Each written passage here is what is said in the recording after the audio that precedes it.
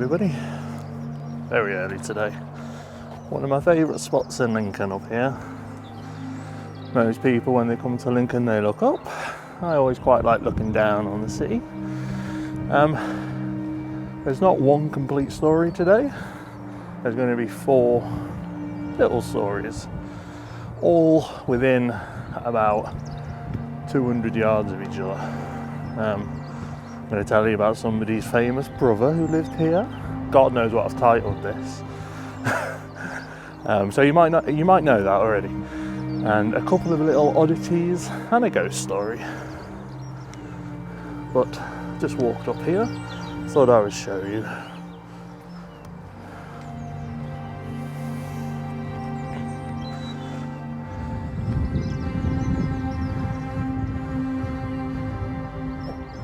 I hope you enjoy. Please like and subscribe.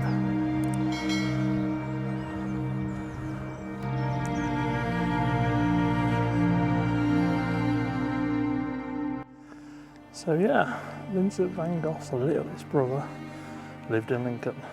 He arrived at St Mark's Station in October of 1887, and he didn't much like it. The Van Goghs were big letter writers, and Theo Van Gogh, who's buried next to Vincent, kept all the letters. So there's good documents of Vincent's letters. But Cornelius was right about living here. It's cold, it's misty, it's a Sunday morning and nothing's open, apart from the innumerable amounts of churches and chapels that people attend excessively. My advice for Cornelius would have been try living in lockdown, not even they're open. But he, and I'm not stereotyping, showing windmills for a Dutchman, but this was his favourite spot. At the top of Lincoln there used to be 9 windmills. The only one that remains is that one, Ellis's windmill, which has been there since the late 1700s, although there's been a windmill there since the 17th century. Yeah, interesting. He would write to his brothers that he thought they would like the cathedral, but I'm not sure. Obviously the time Cornelius spent here isn't well documented, because Vincent wasn't famous in his lifetime. There is a book if you do want to read more about it. I'll send you a little picture. Nothing to see. He would emigrate to South Africa the year Vincent died, which is 1890, and he fought against the British in the Second Boer War, and his death is not really well known. Some people say he shot himself, some people he said he deliberately shot himself, but he was captured by the British and he died in 1900. He is in an unmarked grave, opposed to his more famous brothers Vincent and Theo, who are in a grave in France, and I would love to see that one day. But as we turn the corner and walk up along the Lees Road, we then enter Rasen Lane. And as I've always said, when you're in England, you need to look up at the buildings because they're more interesting. I would say that applies to everywhere, but 1 year in lockdown, I can't remember what the rest of the world looks like. So I can only tell you England.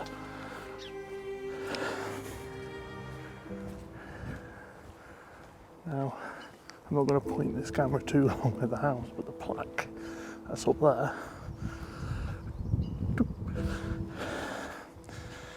They were to celebrate Queen Victoria's Diamond Jubilee of 1897. They were made by the Stanley brothers of Nuneaton, and they didn't appear on major buildings. They appeared on buildings like that. Now, there's like a mystery to them, because nobody knows how many there are or where they are. And if you have one on your house, let somebody know, because people find them interesting.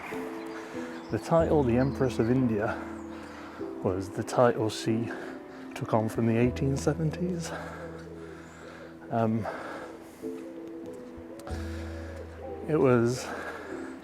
That was an old shop. Oh, sunshine. And somebody researched them all in the 1980s, and they didn't list that one.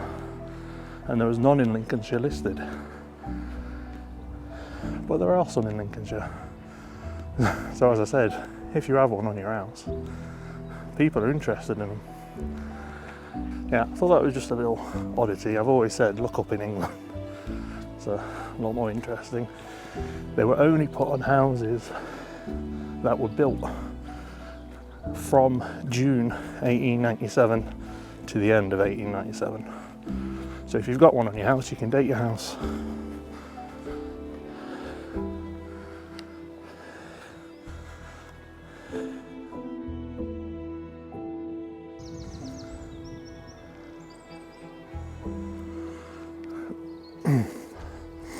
That's that. Oh, nice view of the cathedral. That's Cobb Hall, that tower, not the cathedral. And that is going to play a role in what is a throwback. Before I do that, throwback because it's a ghost story.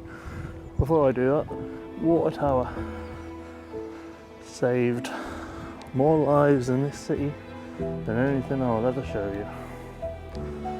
I talked about that in my running video as well, so you don't get the same story twice there. Anyway, the pub that stands on the corner here, you might be able to tell that it has a bit of a sombre history just by the pub picture on the outside. Also by its name.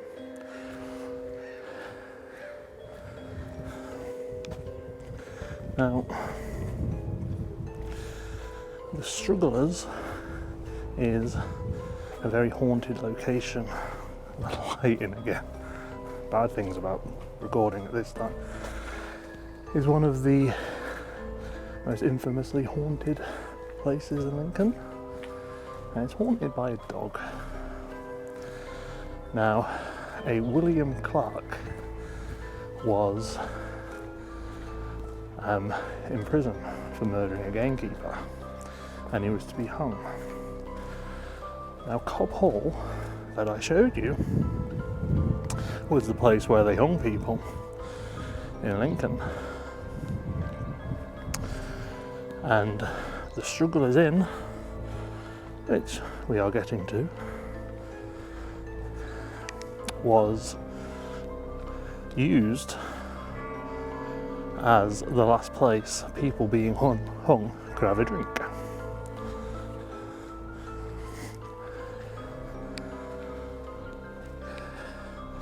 And so William Clark went into this pub for his last drink.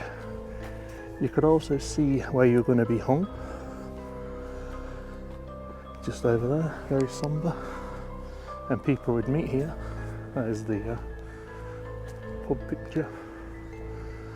And people would meet here to watch the people be hung and celebrate in the pub. Now, William Clark brought his dog with him, and when William Clark was hung, he left the dog here for the landlord of this pub. The landlord became very attached to the dog, and upon its death he had it stuffed, and it stayed behind the bar of that pub for decades. It is now to be seen at the Lincoln Castle Museum, and I will put a picture up.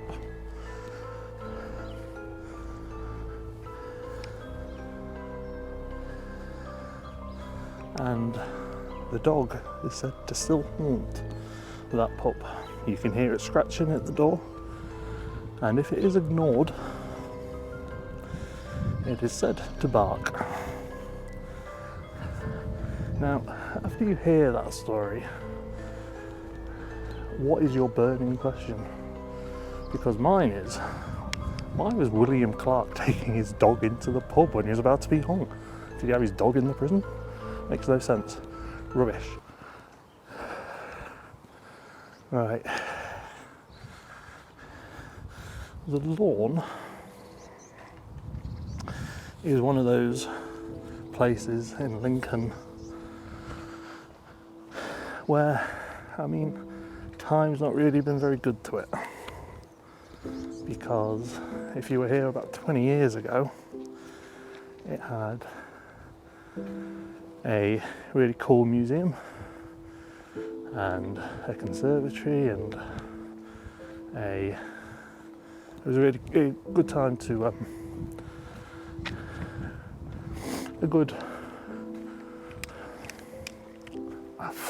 people moan about the shaking. I just threw that camera and caught it, so God knows what you're going to see. It was a really good afternoon, the lawn. The museum, I only went there on school trips, but I remember it being good. There was also a toy museum around here. I don't know what happened to that. But now, apart from it not being a very good day out anymore, the lawn is fairly infamous in history, and it's very important in the field of mental health, because the lawn was a lunatic asylum built in 1820, or opened in 1820, and the work inside that place, that was the old hospital, was revolutionary in the treatment of mental health, because there was a man that worked in there called Edward Parker Charlesworth, who said the patients opposed to being in restraints should help run the hospital, and his work became very famous. And in 1846, many people from around Europe came to watch his practice in full effect, and one by one people implemented it in their own hospitals around Europe. Now, you might think, I mean, straight jackets and whatever, what's the big, you know?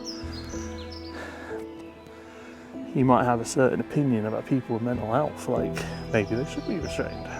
But you got to remember, in the 19th century, A, they shouldn't, and B, you got to remember, in the 19th century, people with postnatal depression were in places like that, and people that were suffering with things that we know as ADHD and behavioural issues were in straitjackets.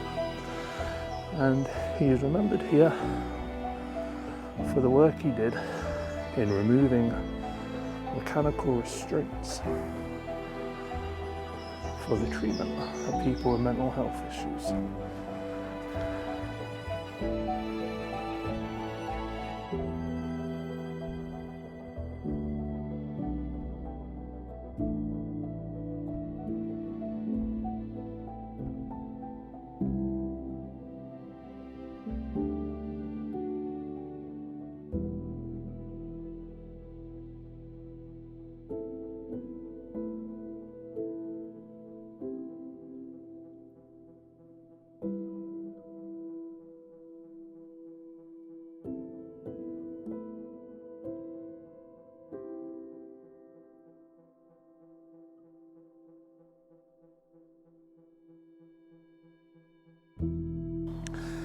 Yeah.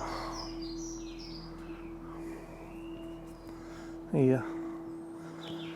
To make this full circle, as I said about looking down on the sea, as people look up, he gets a great view over Lincoln. That's the end of the video. Hope you've enjoyed. Nothing, you can't see me again, nothing quite makes a full story, but 4 individual stories. Please like and subscribe if you've enjoyed, and I will no doubt see you next week. God knows what I'll think of for next week. 2 more weeks in lockdown.